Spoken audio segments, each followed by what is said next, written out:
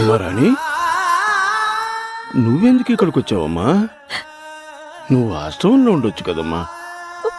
ఇదివరకు కూడా ఇలాగే నేను పోలీస్ స్టేషన్లో ఉంటే నువ్వే కదమ్మా ఆశ్రమానికి అండగా నిలబడ్డావు. మళ్ళీ ఇప్పుడు నీ అవసరం వచ్చింది, నువ్వు ఆశ్రమానికి వెళ్ళమ్మా. ఏంటి తాతయ్య ఇది?